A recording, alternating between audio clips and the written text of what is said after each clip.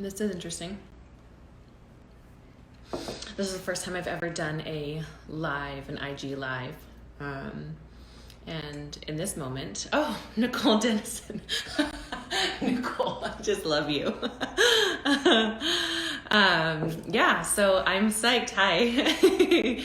I'm psyched that you're here, love. Yeah, so I am I'm sitting here at home. I'm my little Lola bear. My daughter's outside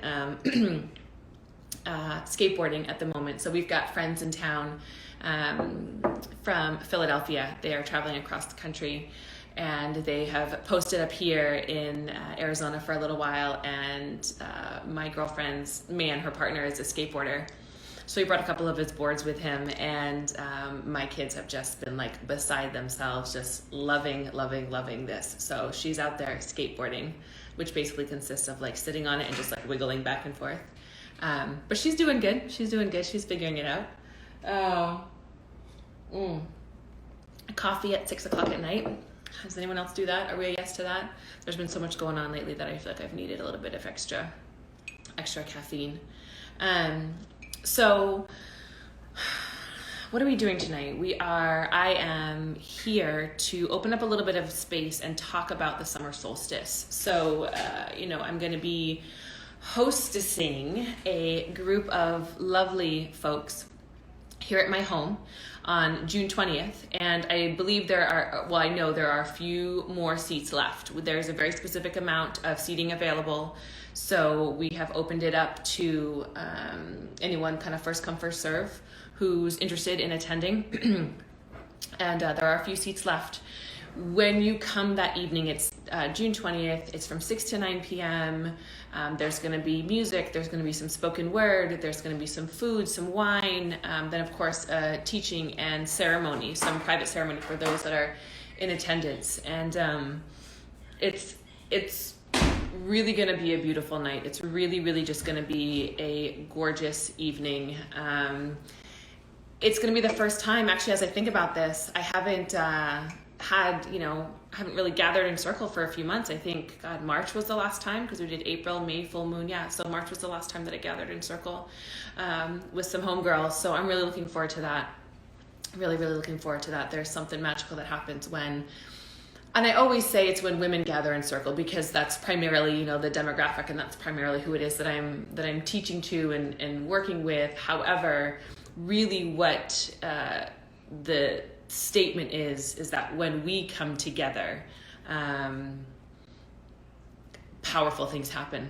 And I was just on a call with my friends who are in town from Philadelphia, and then Teresa, another witchy woman, and her man, and we were talking about that, how when we come together, whether in physical proximity or not, when we come together, we do magical things, we do powerful things.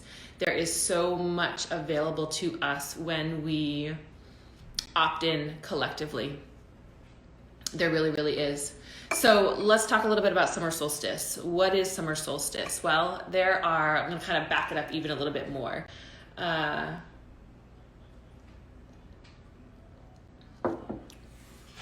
wheel of the year, there are obviously 12 months. But the wheel of the year breaks down into 4 quadrants, 4 quarters, so to speak. And from a medicinal perspective, and when I say medicinal, I mean like traditional medicine. This is a teaching that I learned from walking with a medicine woman of the Mexica tradition.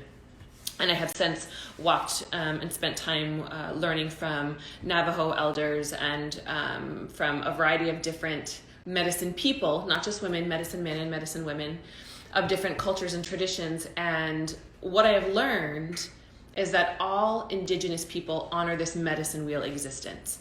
And even for me, as a European white woman, I'm indigenous to somewhere. My people, my heritage, my lineage is Western Europe. I'm English, I'm Scandinavian, I am all over there. And over there in that space, the culture, the religion, the tradition is pagan, or maybe you might have heard of like Wiccan, or Wicca being, the study. So this is a place from which I come because that is my lineage. That is my information. I found my way to my lineage through working with very loving and kind and generous medicine people of other cultures and other traditions, but it really guided me back to my own essential nature. So what I learned, one of the many things that I learned when reconnecting with my roots, is the way that a medicine wheel works. And when we think about the 12 months of the calendar, it is broken down into 4 quadrants, 4 quarters. And the wheel of the year turns on 4 very specific dates throughout the year. Oh, hey, Kels. I'm so happy to see you, babe. So the wheel of the year turns on 4 very specific dates. They turn on, or it turns on the solstices, winter and summer, and then the equinoxes, spring and autumn.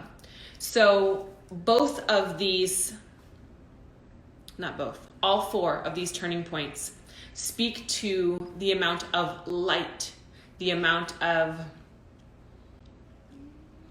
energetic representations of light and dark that are in the year. Oh, you know what just occurred to me? Pause, hold on.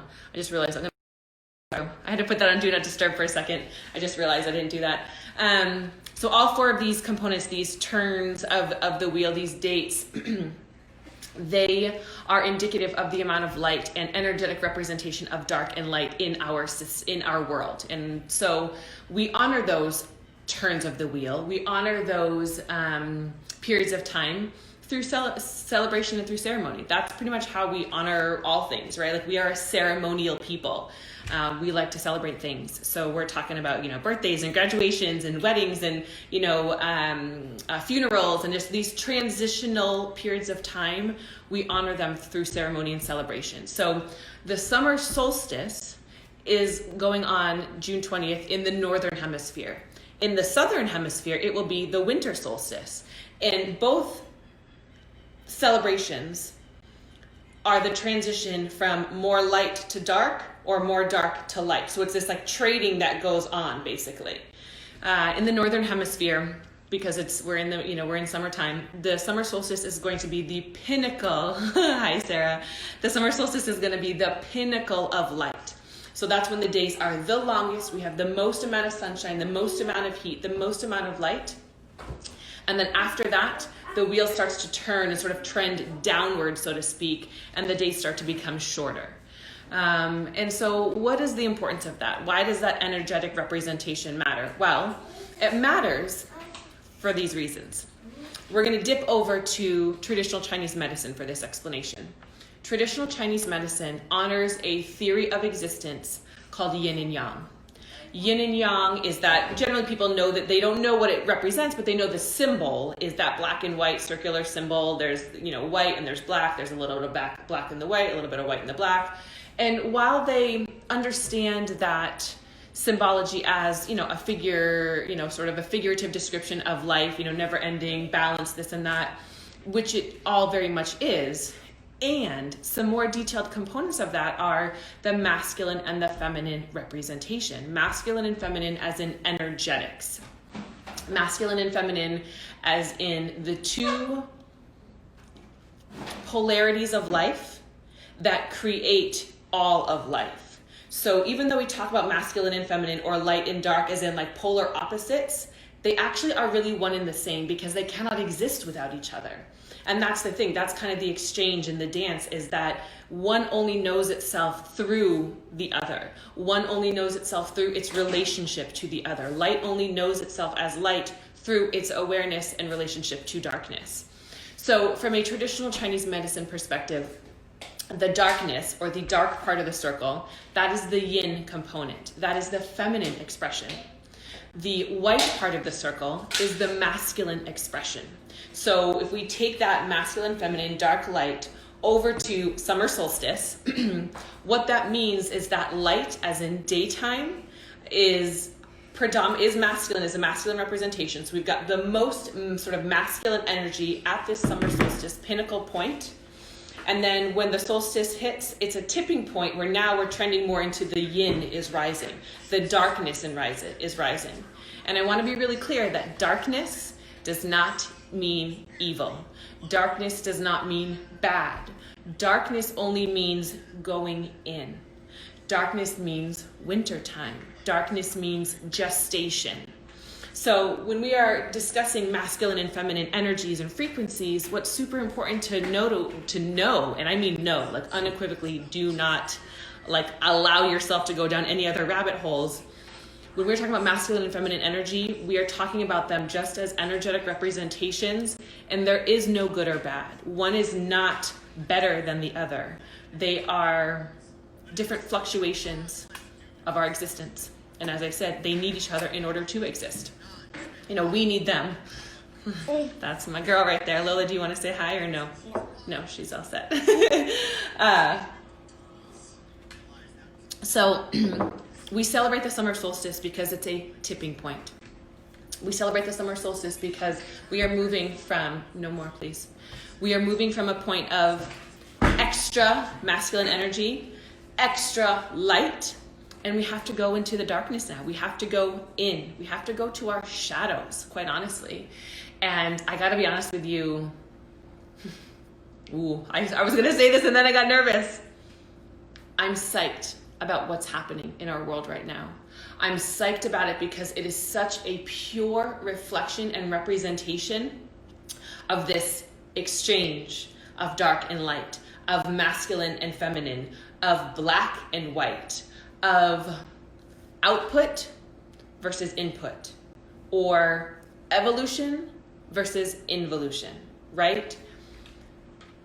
We have had two really huge situations worldwide, particularly in North America, that has brought our relationship to black and white, our relationship to the external versus the internal, brought them right front and center, right front and center. And what a powerful time to be celebrating the solstice. What a powerful environmental representation to be honoring and acknowledging that, hey, we got some shadows, yo. Like, we got some things we got to sort out. We got some things we got to talk about. We got some things, we have work to do. And we have inner work to do. And that's what the summer solstice is about, is it's this celebratory time. And when we say celebratory doesn't always mean like joyful and happy. Celebratory is like a powerful expression. It's this big thing that's happening. And sometimes this big thing that's happening makes us really uncomfortable because it's the precipitating event to our journey inward. And that's what we're doing now, is we're kind of trending down, not down, we're trending into our soft, inner, shadowy spaces. We're trending inward to our feminine expression. And feminine expression is about sitting still. Feminine expression is about being quiet. Feminine expression is about receiving. Now, the teaching that I'm going to be doing on the summer solstice here in my home is going to get really specific into feminine energy as it pertains to relationships, as it pertains to men and women in relationships, not just men and women as the partnership, but just people in relationships. But it's the dance of the masculine and feminine as it pertains to humans. And as a woman, we have this tendency to hear words like receiving, sitting still, being quiet. We have a tendency to get a little triggered about those things. We have this attachment to what it means to receive. We have this attachment to what it means to be quiet. We have this attachment to what it means to like be still and like not move.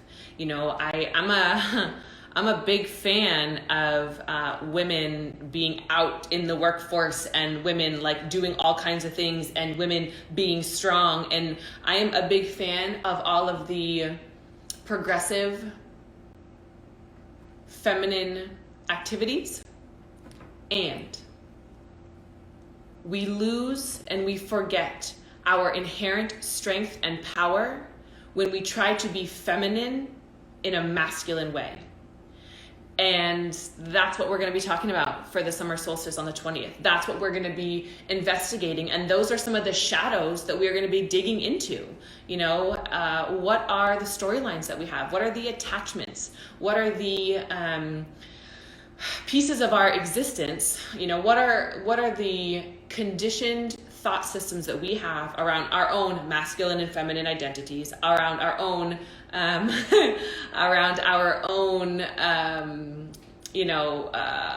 relationship dynamics that need to be changed and need to be released. You know, like, this is what we're talking about. It's the tipping point of dark and light. It's a transitioning period of time. And we are at a precipice right now. We are at a precipice of really taking a hard look at a lot of these things, how they manifest within us, how they manifest outside of us, just how they manifest.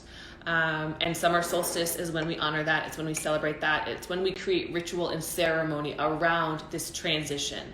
Because one of the things that yin and yang symbol speaks to, if you can imagine it, maybe I should have drawn it somewhere, but if you can imagine it, right, it's the circle, and then it has like this sort of like curvy line in it where there's like a fat part, and then it kind of narrows it into a skinny part, and that's where the fat part of the other color starts, and it narrows into a skinny part. There is a huge amount of teaching in that like narrowing component that happens. And the teaching of that is that excess masculine energy will inevitably become feminine energy. And an excess of feminine energy will inevitably become masculine energy. And so I'm curious, I want to know, and, you know, please feel free, as those of you that are watching, if you have questions or if there's things that you want to chime in on, or, you know, additional pieces that you want to speak to, or would love to, you know, have me speak to, or whatever, please feel free to type it in there. But the reason why that piece of the yin and yang symbology is so important is because inevitably we have to shift. Inevitably, whether we are talking about ourselves as a person, as an individual, or as a culture, or as a planet, inevitably we have to shift, because excess of anything is not sustainable. It's not sustainable because energy wants to continue to move. Things want to continue to evolve. Like, more wants to happen. Everything about our physical world, at least on this planet, with this dimension of consciousness, has this expand, contract thing. It has this, you know, start and stop dynamic. Our breath, we inhale and we exhale, right? We wake and then we sleep. It's summertime and it's wintertime, you know, like, we have this give and take, this back and forth exchange. And so when we consider this idea that excess masculine energy is not sustainable, or excess feminine is not sustainable, let's put that into like a practical application dynamic, right? So I work, output, constant output. What's going to happen? My body's going to shut down. I'm going to get sick. And so now I have been forced to be still. I have been forced to sleep and to rest. I have been forced to go in.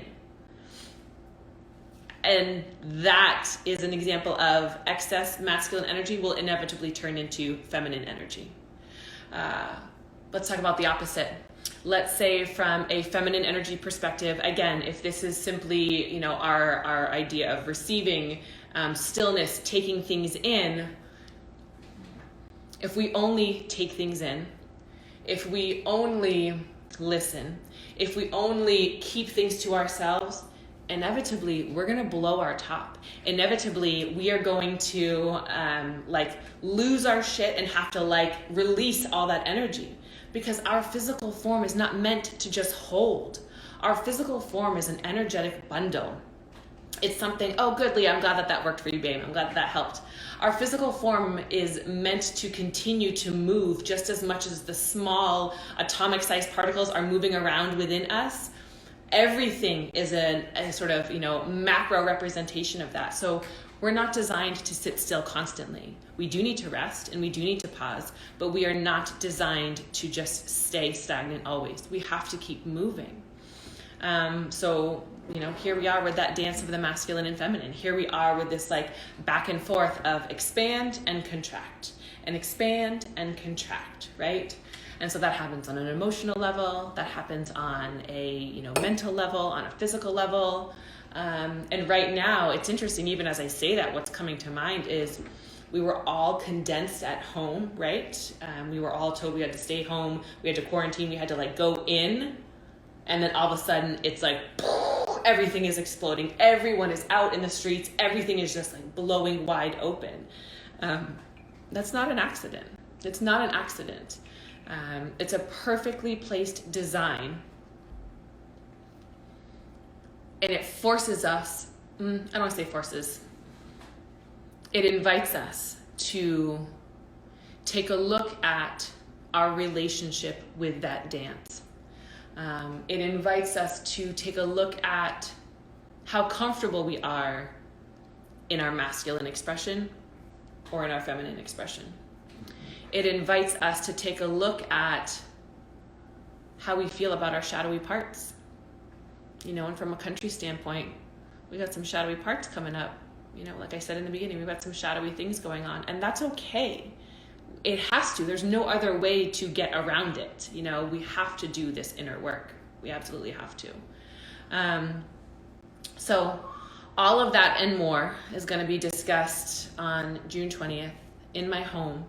While there is limited seating for the event here at my house, there are, virtual tickets available, so you can still witness and watch the teaching. You won't be able to, participate in the ceremony or things like that, but you can still sign up to listen to the virtual teaching. There'll be a couple extra things that you'll get in your email afterwards, but you just have some choices for how you wanna get down. But what it ultimately comes down to is that tipping point of light and dark, that tipping point of masculine and feminine energy, and really acknowledging that all things must evolve. All things must change. All things must continue to shift and grow and move, because that's what energetics do. That's what energy does. And there's nothing wrong with that. However, it does ask us to become less attached to the way things were. And that's a good thing. It's a good thing to detach.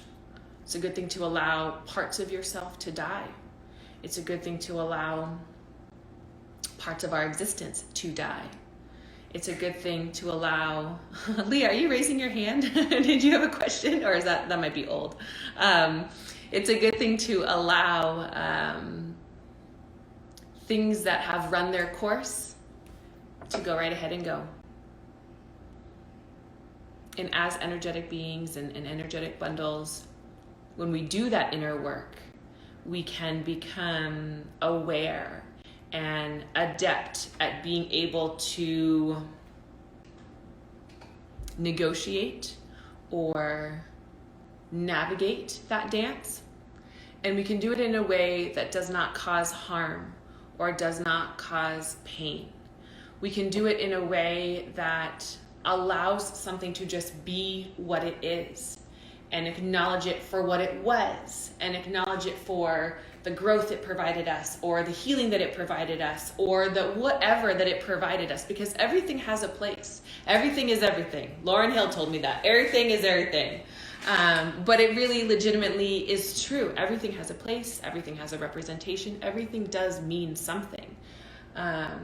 So our awareness of self, being a disciple of self, which is something that came forward during the meeting earlier, being a disciple of self will allow you to better engage with the energetics around you, the energetics within you.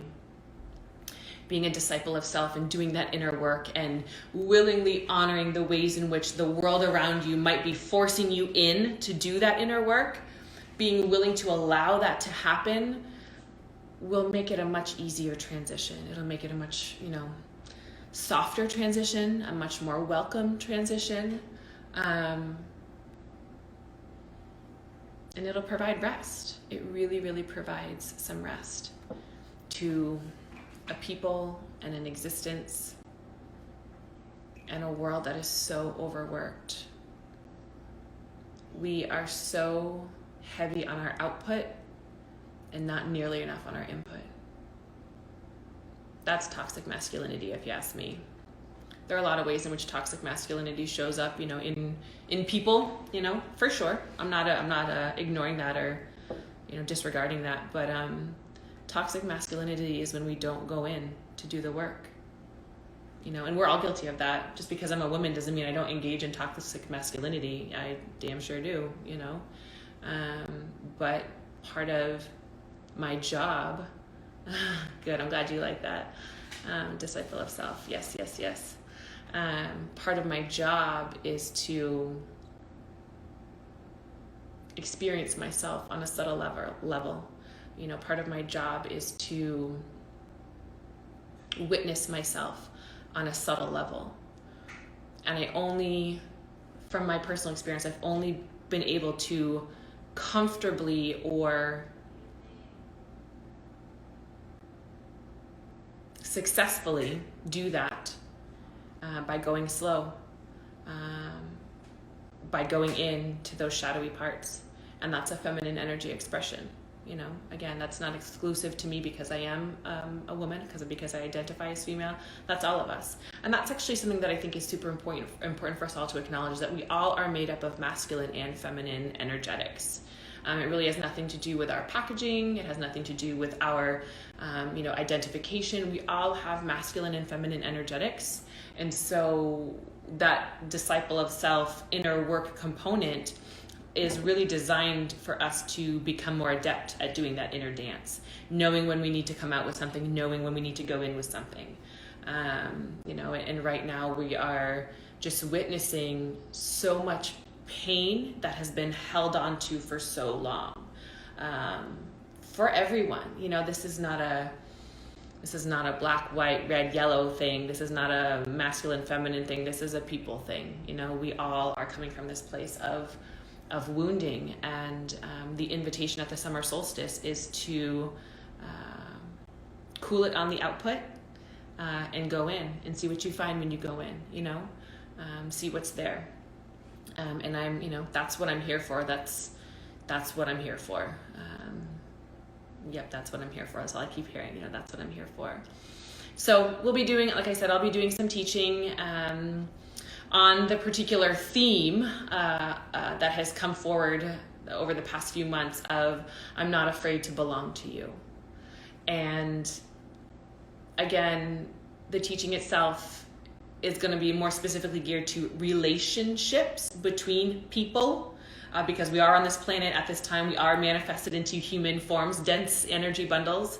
But the subtle in between the lines teachings of it can be pulled out and extrapolated and applied to so many other walks of life, because again, all things are made up of masculine and feminine energy. But this idea of I'm not afraid to belong to you, when we as feminine presenting are secure in our feminine expression, it makes it easier to allow the masculine expression to be what it is essentially intended to be. When we as masculine presenting are secure in our feminine identification, then we are better able to be our masculine expression as it is essentially intended to be. And as it pertains to not only the feminine, manifestations out there, but the feminine manifestation within us, right? Again, what I said, before was like, hey, this is an inner dance that we're learning.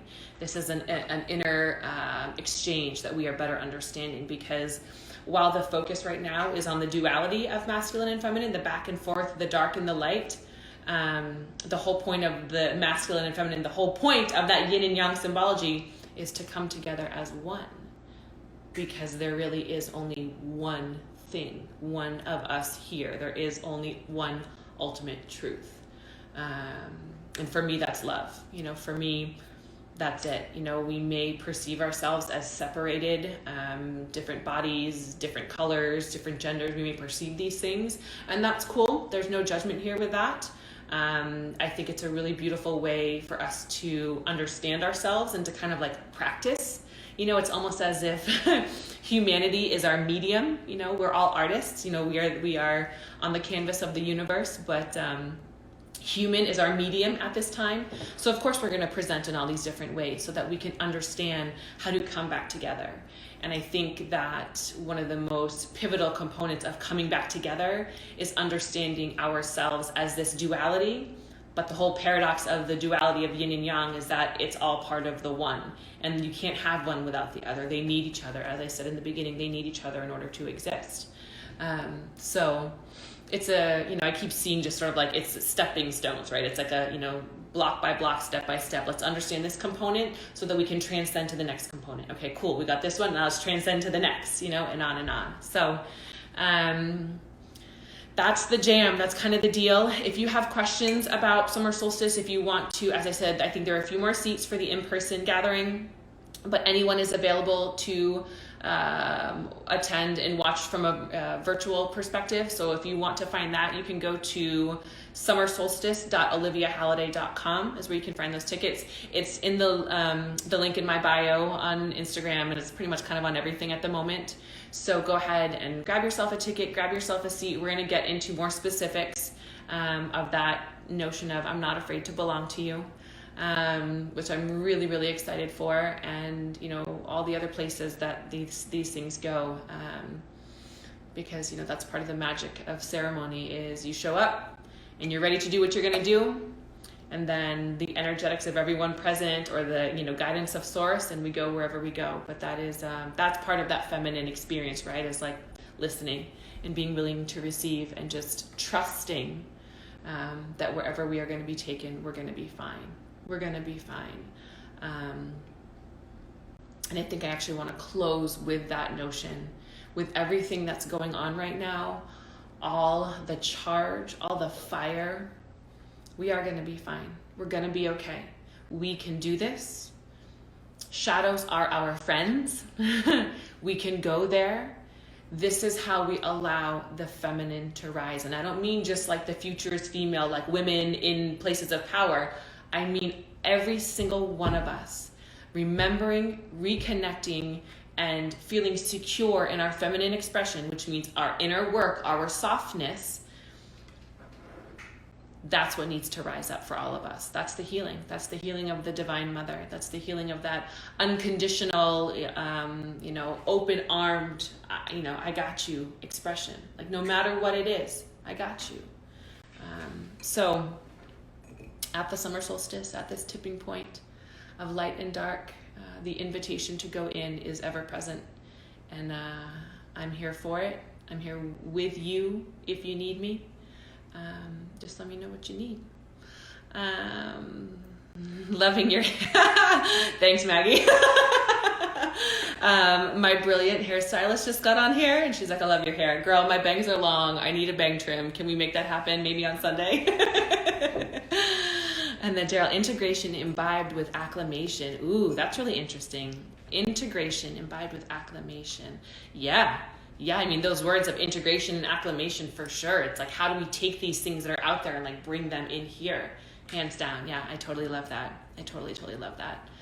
All right, y'all, I'm going to go. I'm going to peace out. If you have questions, if you want more, if you need more, hit me up on, go ahead and slide into my DMs.